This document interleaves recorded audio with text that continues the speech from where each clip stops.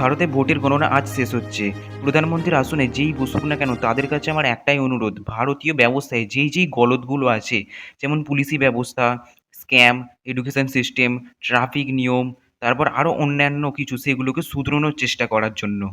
যাতে এই ১৪০ কোটি জনগণের ভোটের ফল বিফলে না যায়। প্রথমে আসছি পুলিশি ব্যবস্থায়। ভারতীয় ইনোসেন্ট মানুষরা তো পুলিশকে রীতিমতো ভয় পায়। একটা এফআইআর লেখাতে গেলেও তারা ভয় পায়। তাছাড়াও যারাও বা সাহস করে এফআইআর লেখাতে যায় তাদের ক্ষেত্রে এরকম হয়। আপনার ধরুন চুরি হয়েছে, তখন পুলিশ জিজ্ঞেস করবে কোথায় চুরি হয়েছে? আপনি বলবেন সেই ব্রিজের কাছে।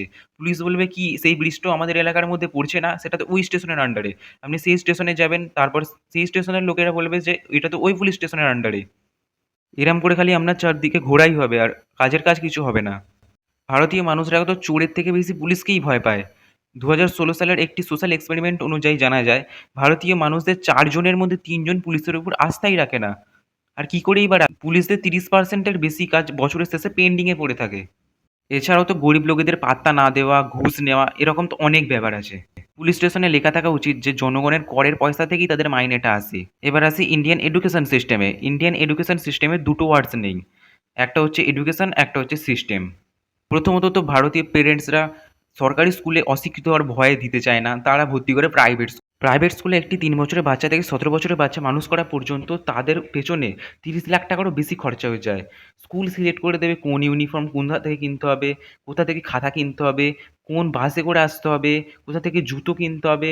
এছাড়াও সরকারি স্কুলগুলোতে কোনো ডিসিপ্লিনই নেই। যেমন আমি বেগমপুর হাই স্কুলে পড়ি। সেখানে নিয়ম ছিল ১০টা ৪৮ এর মধ্যে সব স্টুডেন্টকে স্কুলে এন্ট্রি করে যেতে হবে। কিন্তু অধিকাংশ টিচারই এন্ট্রি করতো ১১টার সময়, ১২টার সময় এবং স্কুল শেষ হওয়ার ২ পিরিয়ড আগেই প্রায় অর্ধেক টিচার হাওয়া হয়ে যেত। এই বিষয়ে আমি কমপ্লেন করাতে সেই টিচার আমাকে ভয়ও দেখিয়েছিল। এর একমাত্র সলিউশন বলে আমার মনে হয় কেন্দ্রীয় স্কুলের সংখ্যা বাড়ানো।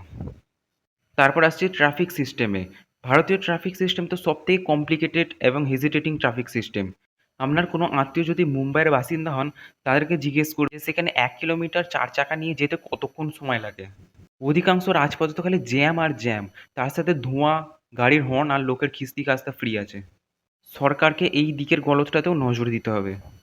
এরপর আসছে স্ক্যামের ব্যাপারে। ভারতে দিন দিন স্ক্যামের পরিমাণ এত বেড়ে চলেছে যে বাইরের দেশের লোকেরা তো ভারতকে স্ক্যামারের দেশ বলে চিনবে। পৃথিবীর টপ 10 কোম্পানির সিইও এর আসনে ভারতীয় লোকেরা আছে।